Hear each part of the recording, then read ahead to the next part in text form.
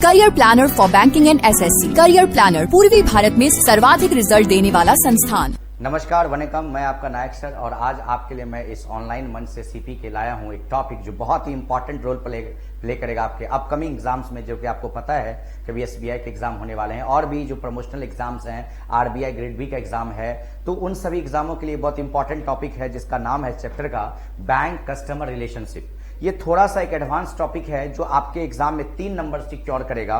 तो इस चीज को बड़ा गौर से और बारीकी से हम लोग देखेंगे कि इसमें बैंक और कस्टमर, चूंकि बैंक जो सर्विस देता है, आपको पता है कि एग्जाम में एक क्वेश्चन भी आता है कि बैंक कैश इंडस्ट्री के अंदर आता है, तो आपको पता है कि बैंक सर्विस देने के कारण वो टर्शियरी में एक सर्विस सेक्टर के अंदर, क्योंकि बैंक बैंकिंग के लिए जाना जाता है, सर्विस के लिए जाना जाता है और बैंक हमेशा सर्विस देता है, इसीलिए सर्विस सेक्टर के अंदर इसको कंसीडर किया जाता है। तो इस टॉपिक में हम इसी बात का डिस्कशन करने वाले हैं कि एक बैंक और कस्टमर के बीच में जो सर्विस का रिलेशन बनता है वो कैसा बनता है। आपको एक बात जान के आश्चर्य होगा कि बैंक का, बैंकिंग का डेफिनेशन ये डिफाइन किया गया है, लेकिन बैंक की नजर में कस्टमर कौन होगा इसका कहीं पर एक एग्जैक्ट डेफिनेशन नहीं है। लेकिन अगर हम बैंक की बात करें तो यहां पे देखिएगा, यहां पे मैंने टॉपिक जो बात लिखा है बैंक कस्टमर रिलेशनशिप, और एक बात यह भी याद रखिएगा कि बैंक और कस्टमर के बीच का जो रिलेशनशिप होता है वो हमेशा एक कॉन्ट्रेक्चुअल होता है, एक कॉन्ट्रैक्ट बेसिस पे होता है कि जो बैंक अगर कोई सर्विस दे रहा है तो कस्टमर किस प्रकार से रिलेशन मेंटेन करेगा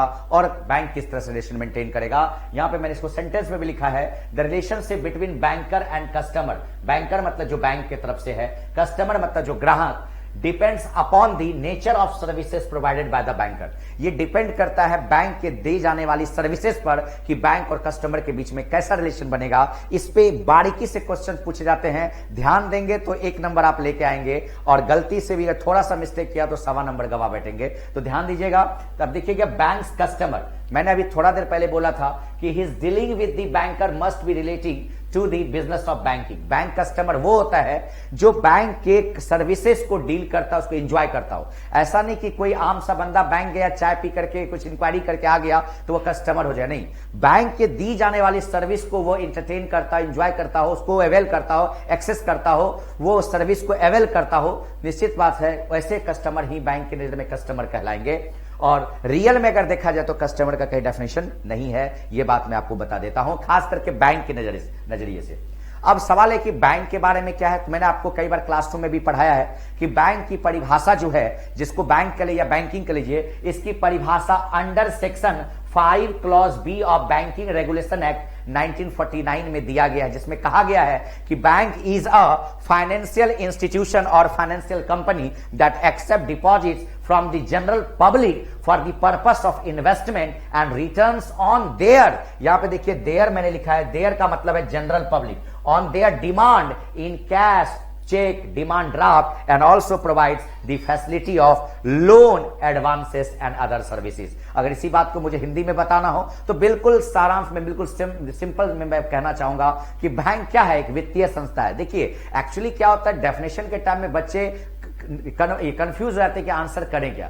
आप जिस सर्विस को एक्सेस कर रहे होते हैं इसी को अपने शब्दों में बयां करना होता है। रियल में under section 5 clause B of banking regulation act 1949 में यही कहा गया है कि बैंक क्या है, एक वित्तीय कंपनी या वित्तीय संस्था है जो आम जनताओं से पैसे को, ग्राहक से पैसे को जमा के रूप में स्वीकार करता है निवेश के उद्देश्य से, और उन्हीं के निवेश किए गए पैसे को उनके मांग पर नगद में, चेक में, डिमांड ड्राफ्ट में और साथ ही साथ ऋण या एडवांस मतलब जैसे ओडी ओवरड्राफ्ट का फैसिलिटी क्या होता है, एडवांस होता है, और अदर सर्विसेज जैसे debit card, credit card, chequebook, locker facility, ये सारी सुविधाएं भी देता है। अब आप बोलोगे सर एडवांस और था ये जो लोन के बारे में थोड़ा डिफरेंसेस बता दीजिए, तो मैं यहां लगे हाथ बता देना चाहता हूं कि एडवांस जब भी होगा वह शॉर्ट टर्म के लिए होता है, और याद रखिएगा इसमें कभी भी कोई कोलेक्टर और सिक्योरिटी का डिमांड नहीं होता है। लेकिन जब लोन की बात करते हैं तो बैंक लोन जब देती है तो वो लॉन्ग टर्म के लिए भी हो सकता है, शॉर्ट टर्म के लिए भी हो सकता है, वो सिक्योर्ड भी हो सकता है, अनसिक्योर्ड भी हो सकता है। इन द सेंस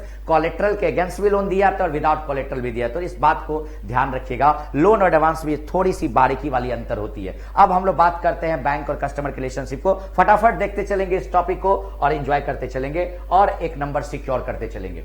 देखते हैं हैव अ लुक। आपने देखा कि यहाँ डेटर और अब यहाँ पे एक डिपेंड करता है कि बैंक और कस्टमर के बीच में कौन डेटर होता है और क्रेडिटर होता है, या दूसरे शब्दों में यह कह सकते हैं डेटर और क्रेडिट का रिलेशन किस संदर्भ में बनता है। तो देखिए, आपको मैंने बताया अभी थोड़ा देर डेफिनेशन में, अभी थोड़ा देर पहले, कि बैंक में जो आप डिपॉजिट करते हो, जो भी कस्टमर डिपॉजिट करता है, वो रियल में बैंक के लिए क्या है, लायबिलिटी है। रियल में तो लायबिलिटी है, लेकिन आप उस पैसे, क्योंकि अगर आप बैंक में पैसा जमा कर रहे होते हो तो रियल में एक तरह से बैंक को आपने कर्ज दिया है और उस पैसे को वो यूज कर रहा होता है। तो यहां देखिए डेटर और क्रेडिटर का रिलेशन कैसे मेंटेन होता है। डेटर और क्रेडिटर में बैंक हमेशा डेटर होता है और कस्टमर क्रेडिटर होता है, लेकिन किस सेंस में, सेंस यहां देखिएगा, किस सर्विस के मामले में, किस रिस्पेक्ट में। तो यहां लिखा हुआ है व्हेन कस्टमर डिपॉजिट मनी, जो मैंने अभी आपको बताया कि जब कस्टमर मनी को क्या करता है, डिपॉजिट करता है विद हिज बैंक, अपने बैंक में, तो बैंक को एक प्रकार से वो कर्ज दे रहा होता है, बैंक के लिए वो लायबिलिटी होती है, एक ना एक दिन वो पैसा बैंक को लौटाना होता है।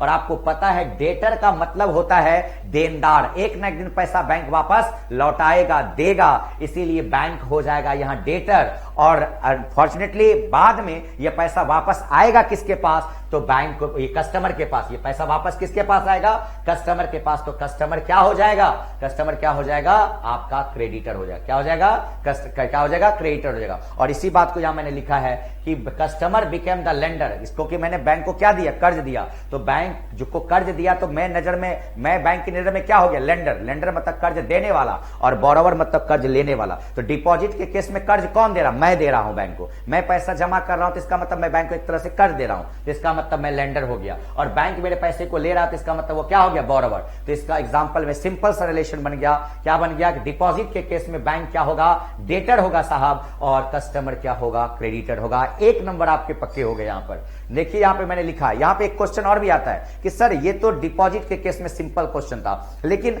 अगर मान लेते हम ओवरड्राफ्ट के केस में देखें तो, क्योंकि ओवरड्राफ्ट एक एडवांसेस है, तो यहां देखिएगा ओवरड्राफ्ट के केस में अगर आउटस्टैंडिंग बैलेंस, जो बचा हुआ बैलेंस है, अगर डेबिट में है, मतलब आपने कुछ पैसे विड्रॉ किए, तब उस केस में बैंक हमेशा क्रेडिटर होगा, क्योंकि अगर आपने पैसे लिए तो आपको चुकाना भी तो होगा, तो आप अल्टीमेटली पैसे लौटाओगे किसको, बैंक को। तो बैंक यहां पे क्रेडिटर होगा। और आप ही बताइए, पैसे आपने लिए है ना, तो आपके लिए वो क्या है, एक ना दिन लौटाना है। तो इसका मतलब यहां पे जो कस्टमर है, वो कस्टमर का रिलेशन डेटर का होगा। किसका रिलेशन होगा, डेटर का। लेकिन अगर मान लेते हैं ओवरड्राफ्ट में जो क्रेडिट बैलेंस है वो आपका जो है क्रेडिट में, उसमें बैलेंस डेबिट में था, इसमें बैलेंस किसमें है, क्रेडिट में, मतलब आपने पैसे विड्रॉ नहीं किए हैं, तो उस केस में बैंक हमेशा डेटर होगा और कस्टमर हमेशा क्या होगा, क्रेडिटर होगा। इस बात को ध्यान में रखेंगे आप। नेक्स्ट टॉपिक पे चलते हैं कि सर यहीं पर एक चीज और देखिएगा।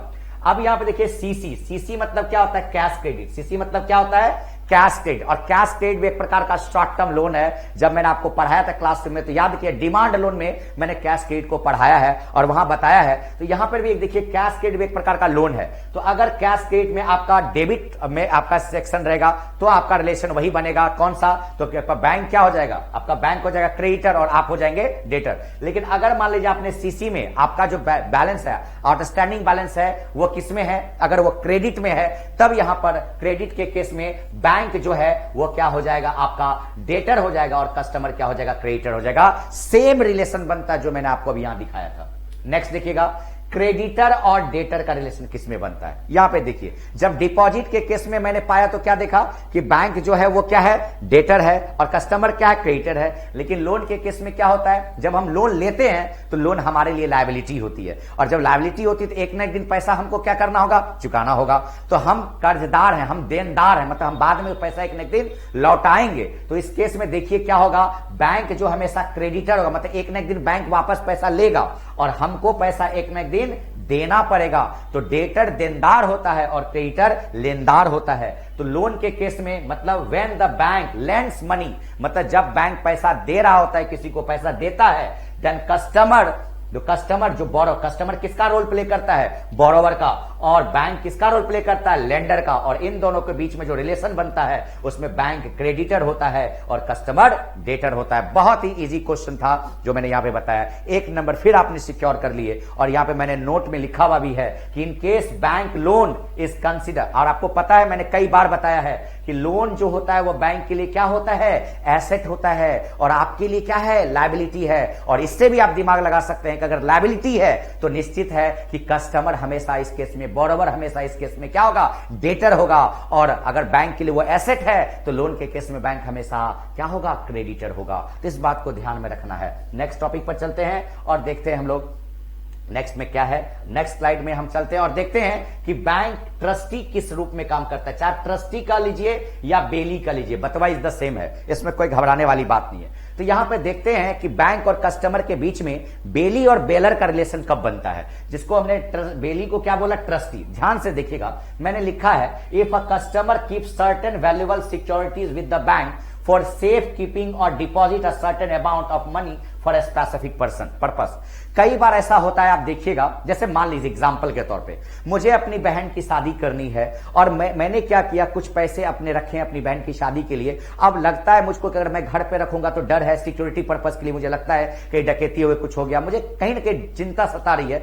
तो मैंने क्या किया, वो पैसे लेकर के या जो भी ऑर्नामेंट्स है मैं बैंक लेके गया, और मान लीजिए मैं कस्टमर हूं और मैंने बैंक को बोला कि सर ये पैसे और ये ऑर्नामेंट्स आप रखिए अपनी सेफ कस्टडी में, इस पर्पस के लिए पैसे रखा हूं शादी, क्योंकि आपको पर्पस, स्पेसिफिक पर्सन पर्पस जो है डिफाइन करना होगा, तब बैंक आपको एक सर्विस देता है सेफ कस्टडी का। लेकिन याद रखिए ये लॉकर और सेफ कस्टडी में बहुत अंतर है। सेफ कस्टडी में आप बैंक को पर्पस डिफाइन करते हो, चीजें डिस्क्लोज करते हो, सारी चीजें आप उसको दिखाते हो, बताते हो। इसलिए इस केस में अगर किसी भी आर्टिकल का नुकसान होता है, कोई भी सामान का क्षति होता है, तो इस केस में बैंक रिस्पॉन्सिबल होगा उन चीजों की पूर्ति करने के लिए। क्यों साहब, क्योंकि ये आपने स्पेसिफिक पर्पस के लिए रखा है और आपने चीजों को दिखा के रखा है और सेफ कस्टडी का सर्विस लिया है, और इस कस्टडी के सर्विस के अगर बैंक आपसे फी चार्ज करता है तो इस केस में बैंक हो गया बेली। क्या हो गया, बेली। वो ट्रस्टी हो गया, वो क्या हो गया, ट्रस्टी हो गया, और कस्टमर हो गया बेलर,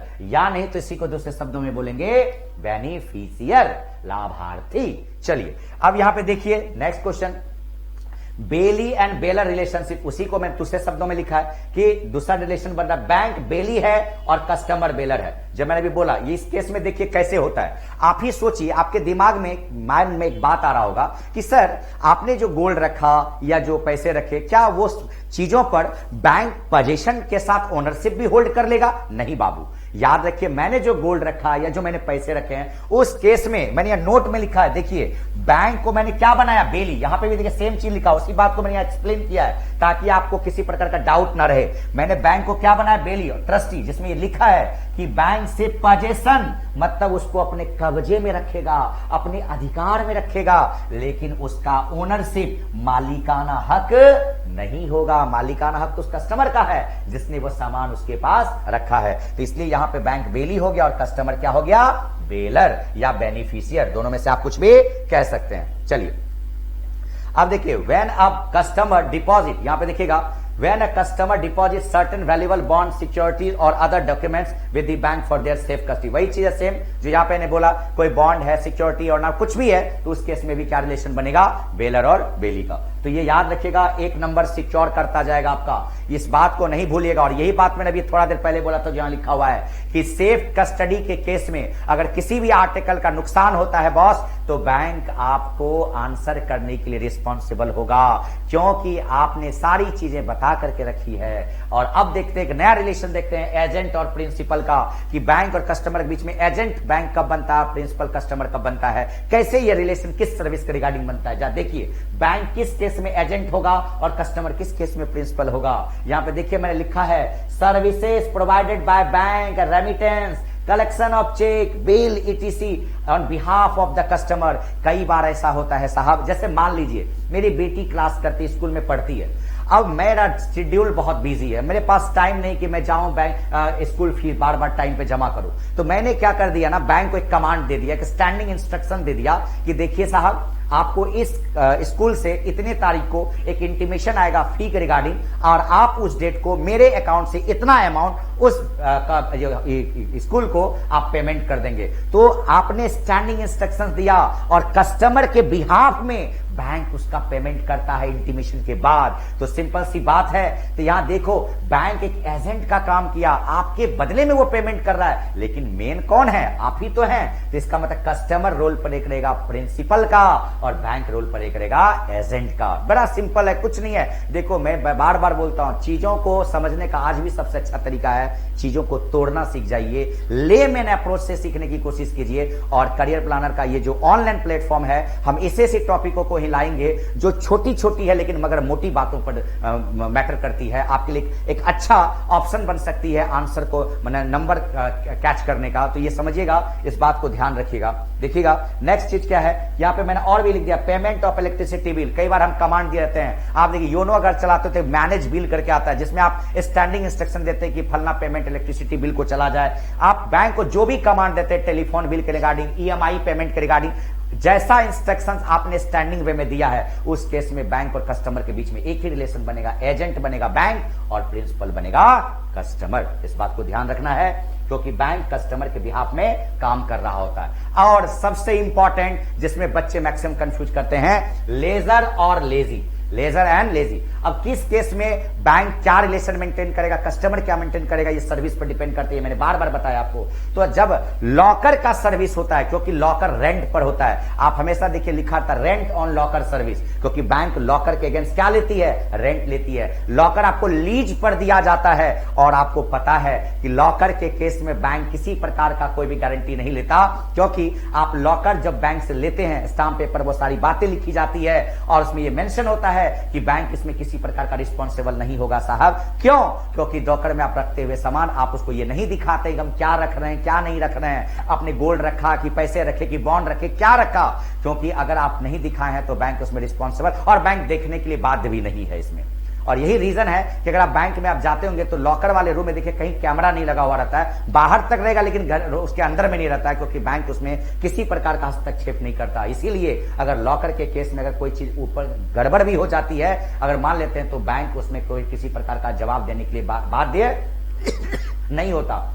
तो इसका मतलब है कि बैंक जो आपको लॉकर सर्विस प्रोवाइड करता है वो लीज बेसिस पर देता है, जिससे वो आपसे रेंट चार्ज करता है। लेकिन लॉकर और सेफ कस्टडी में एक अंतर है कि लॉकर में किसी प्रकार की बैंक की गारंटी नहीं होती, लेकिन सेफ कस्टडी में होता है, क्योंकि सेफ कस्टडी में आप स्पेसिफिक पर्पस के लिए पैसे रखते हैं, उसको सारी बात की जानकारी होती है, लेकिन इसमें जानकारी नहीं होती है। और इस केस में लॉकर के केस में बैंक लेजर होता है और कस्टमर लेजी होता है। ये याद रखिएगा, लेजर और लेजी का रिलेशन बनता है। यही एक ऐसा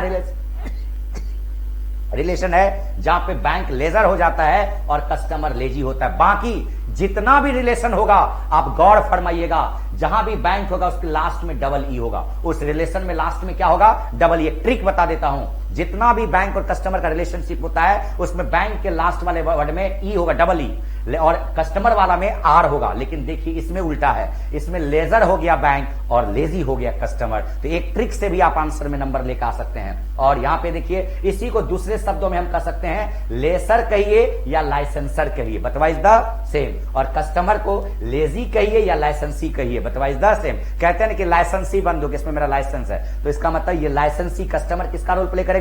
लाइसेंसी का। और जो मैंने आपको बोला था, bank not responsible for any loss that arise to the losses, माने किसी प्रकार का अगर लॉस होता है, यहाँ पे स्पेलिंग थोड़ा गलती, LOSS होगा, लेजी और सही है। लेज के मतलब लेजी के केस में किसी प्रकार का नुकसान होता है अगर कस्टमर का, तो बैंक इसमें रिस्पॉन्सिबल नहीं होगा। नेक्स्ट पॉइंट, इंडिमनीफायर एंड इंडिमनीफाइड, ये किस बेस में सर्विस रिलेशन मेंटेन करता है? देखिएगा कई बार आपको मैंने बताया है कि जब डिमांड ड्राफ्ट, जैसे एग्जांपल दे रहे हैं, डिमांड ड्राफ्ट आप बनवाते हो बैंक से, मान लीजिए डिमांड ड्राफ्ट आप बनवाए और डिमांड ड्राफ्ट में आप बैंक को पहले पैसा दे देते हो। देखो कई बार ऐसा ही पूछा, डिमांड ड्राफ्ट के केस में बैंक और कस्टमर के बीच में कैसा रिलेशन होता है? तुम ही बताओ। डिमांड ड्राफ्ट के केस में आपने बैंक को पैसा दिया तो बैंक आपसे पैसा लिया, तो लिया तो उसकी जिम्मेदारी है, तो लायबिलिटी हो गया। तो इसका मतलब उस केस में बैंक क्या हो जाएगा? डेटर हो जाएगा और कस्टमर क्या हो जाएगा? क्रेडिटर हो जाएगा। लेकिन जब बैंक एक पेई का रोल प्ले करता है, जब पे कर रहा होता है, तब बैंक हो जाता है क्रेडिटर और कस्टमर हो जाता है डेटर, उल्टा रिलेशन होता है। तो सिंपल सी बात है, जैसे मैंने आपको क्या बताया, बैंक ड्राफ्ट जब डीडी बनवाते हो, मान लीजिए आपने बैंक को 50,000 दिया,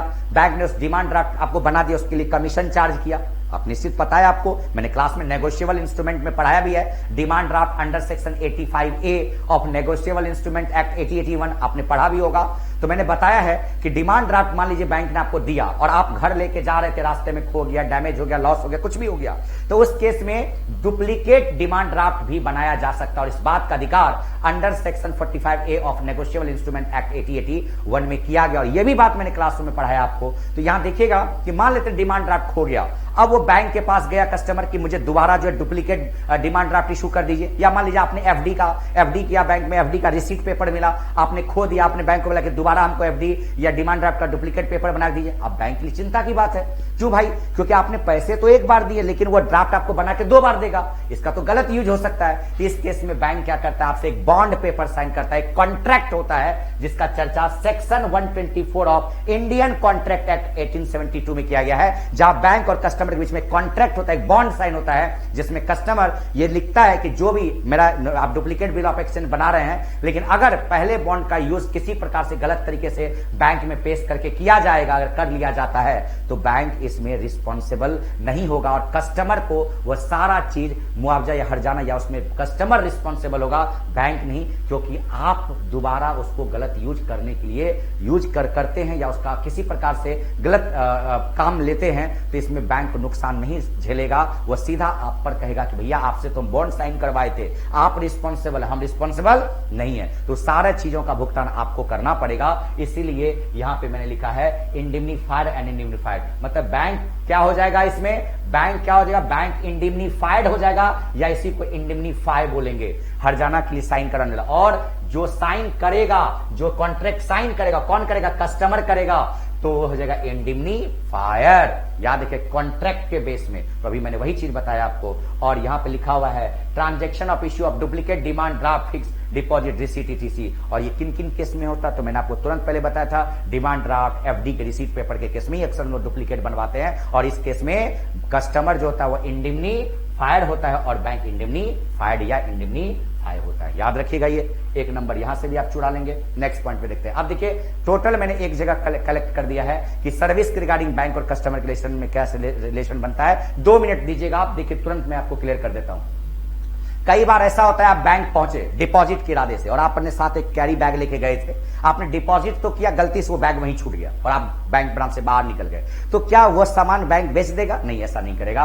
उस केस में जो आपका पड़ा हुआ सामान है वो बैंक के लिए ट्रस्टी का रोल प्ले करा। वहां आपके छूटे हुए सामान, छोड़े हुए सामान जो मिसप्लेस हो गया, भूल से रह गया, उस केस में बैंक ट्रस्टी का रोल प्ले करेगा और आप होंगे बेनिफिशियरी या बेनिफिशियर। बटवाइज द सेम। दूसरा डिपॉजिट इन दी बैंक। अभी थोड़ा देर पहले मैंने बताया कि जब बैंक में आप डिपॉजिट कर रहे होते, एक तरह से बैंक को आप कर्ज दे रहे होते हो, उस केस में बैंक डेटर हो जाएगा और आप क्रेडिटर हो जाएंगे। जस्ट उसका उल्टा लोन के केस में, अगर लोन बैंक, जैसे लोन फ्रॉम बैंक, आपने लोन से बैंक से लिया है, तो उस केस में बैंक क्रेडिटर हो जाएगा, क्योंकि वापस पैसा कौन पाएगा? आप एक न एक दिन वापस पैसा किसको दोगे? बैंक को। तो बैंक लेनदार हो जाएगा, लेगा, और आप क्या हो जाओगे? देनदार हो जाओगे, तो डेटर हो जाओगे। और उसका सेफ कस्टडी, अभी थोड़ा देर पहले बताया था कि सेफ कस्टडी में आपको स्पेसिफिक पर्पस मेंशन करना होता है, बैंक इस पे फी चार्ज करती है और बैंक इसमें किसी भी प्रकार से गलती होता है तो उसमें आपका भुगतान करने के लिए बाद होता है, तो इसमें बैंक बेली हो जाएगा और आपका कस्टमर बेलर हो जाएगा। इसी को लेजी भी बोलते हैं, याद रखिए। ऐसे ट्रस्टी बोलते हैं, क्या बोलते हैं? ट्रस्टी भी बोल सकते हैं बेली को। लॉकर के केस में बैंक क्या होता है? लेजर हो जाता है और कस्टमर लेजी हो जाता है। कलेक्शन ऑफ चेक आप पढ़ाए होंगे, मैंने आपको बैंक में पढ़ाया था, याद कीजिए क्लासरूम में। ट्रंकेटेड चेक पढ़ाया था, जनरल क्रॉस चेक पढ़ाया था, जहां पे एक डिपार्टमेंट जो है कलेक्शन डिपार्टमेंट होता है, जिसमें कई बार ऐसा होता है किसी एक दूसरे बैंक का चेक है किसी तीसरे बैंक में दे दिया गया। एसबीआई का चेक है बैंक ऑफ इंडिया में दे दिया। अब बैंक ऑफ इंडिया यहाँ पे बैंक कलेक्शन बैंक का रोल प्ले करता है, वो उसका इमेज स्कैन करता है, पेरेंट बैंक को भेजता है, पेरेंट बैंक उसका वेरिफिकेशन करता है, तब पेमेंट होता है। उस केस में कलेक्शन ऑफ चेक के केस में जो है बैंक हो जाएगा एजेंट। मान लीजिए एसबीआई का चेक था, बैंक ऑफ इंडिया में आपने दे दिया, तो बैंक ऑफ इंडिया यहां पे जो रोल प्ले करेगा वो एजेंट का रोल प्ले करेगा और आप हो जाएंगे प्रिंसिपल। आप क्या हो जाएंगे? प्रिंसिपल।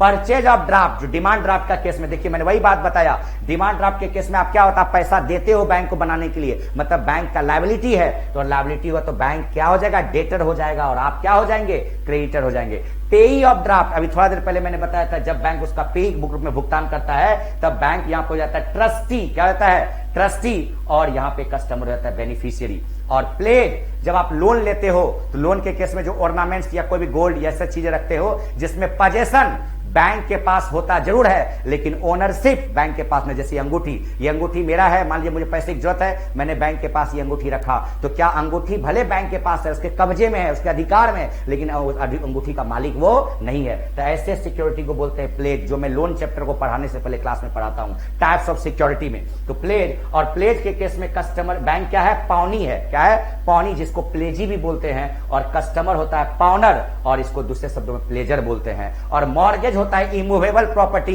जिसमें आप गौर कीजिएगा, जैसे मान कोई किसान है, खेती करने के लिए लोन लेना चाहा और अपने जमीन का जो कागज वो बैंक के पास रखा, तो जमीन का कागज वो बैंक के पास रखा, मतलब ओनरशिप भले बैंक के पास है, लेकिन जमीन का टुकड़ा आज भी वही बोरोवर के पास है, वो खेती वही कर रहा है उस पर, मतलब पोजेशन बोरोवर के पास है, लेकिन ओनरशिप बैंक के पास है। तो ऐसे केस में मॉर्गेज, और मॉर्गेज में हमेशा इमूवेबल प्रॉपर्टी जाएगा, कोई भी चलत फिरत संपत्ति नहीं, अचल संपत्ति आएगा, और उस केस में बैंक हो जाएगा मॉर्गेजी और कस्टमर हो जाएगा मॉर्गेजर। यहां देखिए गौर करने वाली बात है, सबके लास्ट में देखिए डबल ई है, जिसके लास्ट में डबल ई है समझिए वो बैंक के रिलेशन को मेंटेन कर रहा है, और जिसके लास्ट में आर है, अगर वाई भी है तो आर डाल दीजिए अपने समझने के लिए, और जहां आर है वो कस्टमर को डिफाइन कर रहा है। लेकिन सिर्फ एक एक्सेप्शन है, रेंट ऑन लॉकर के केस में। लॉकर के केस में उल्टा हो जाता है, बैंक लेजर हो जाता है और कस्टमर लेजी हो जाता है। इस बात का ध्यान रखें। लास्ट वन, बस 2 पॉइंट बचे हैं, इसको देख लेते हैं। और इसमें है जो मैंने अभी बताया था, बैंक को जब स्टैंडिंग इंस्ट्रक्शंस देते हैं आप ईएमआई पेमेंट के लिए, इलेक्ट्रिसिटी बिल पेमेंट करने के लिए, फीस पेमेंट करने के लिए,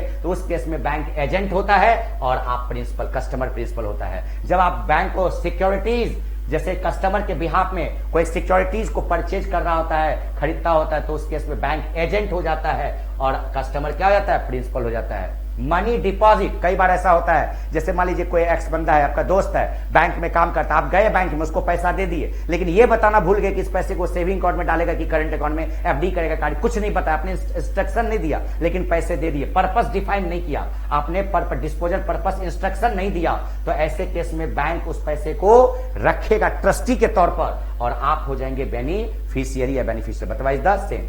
शेयर, जब बैंक में आप शेयर देते हो सेल करने के लिए, आपके बिहाफ में बैंक उसको सेल कर रहा होता है, तो बैंक हो जाता है एजेंट और यहां हो जाता है प्रिंसिपल। यहां देखिएगा, जब आपका सिक्योरिटीज वो खरीदेगा, यहां देखिए सेल एंड परचेज, यहां परचेज करेगा तो एजेंट, यहां पे भी देखिए एजेंट, यहां पे भी एसेट, यहां पे भी सेल कर रहा है, यहां पे भी सेल एंड परचेज है, तो दोनों केस में यहां भी एजेंट बनेगा, यहां भी एजेंट, तो बैंक क्या हो जाएगा, एजेंट। जब भी सेल को, शेयर को या सिक्योरिटीज को सेल या परचेज कर रहा होता है, तो उस केस में बैंक बन जाता है एजेंट, यहां भी देखिए एजेंट बन रहा है, और कस्टमर बन जाएगा प्रिंसिपल।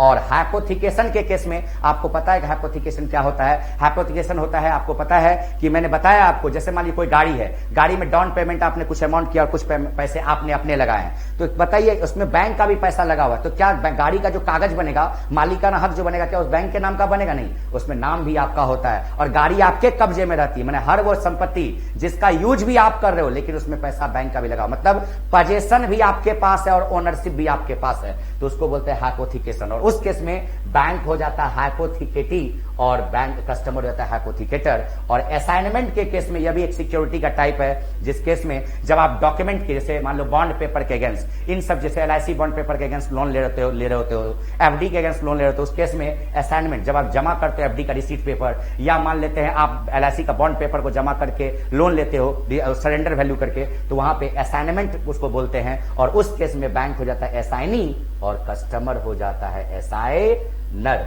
तो ये एक छोटा सा टॉपिक था जो आपको मैंने यहाँ पे बताया, और बहुत ही बेहतरीन टॉपिक में से ये एक है जो आपके 3 नंबर सिक्योर करेगा। आई रिपीट, बहुत इंपॉर्टेंट टॉपिक है हर एक एग्जाम में, चाहे वो प्रमोशनल एग्जाम हो, एसबीआई का अपकमिंग एग्जाम हो, खास करके पीओ लेवल का, क्लर्क लेवल में इसमें थोड़े बहुत क्वेश्चन रहते हैं, लेकिन जब आप स्टैंडर्ड एग्जाम की तैयारी करते हो तो ये टॉपिक आपके लिए इंपॉर्टेंट है। और आपसे रिक्वेस्ट है कि कोई भी टॉपिक अगर पढ़ना हो तो प्लीज आप कॉमेंट बॉक्स में लिखेंगे, मैं उसका एक टॉपिक बना करके आपको पढ़ाऊंगा, और आप इसको ज्यादा से ज्यादा शेयर करेंगे अपने दोस्तों के बीच, ताकि ये पढ़ने का माहौल, मैं चाहता हूं कि पढ़ाई किसी भी हाल में रुकनी नहीं चाहिए, और इस करियर प्लानर के ऑनलाइन मंच से आपको और भी ढेर सारी चीज मेरे द्वारा आपको मिलती रही। तब तक के लिए आपको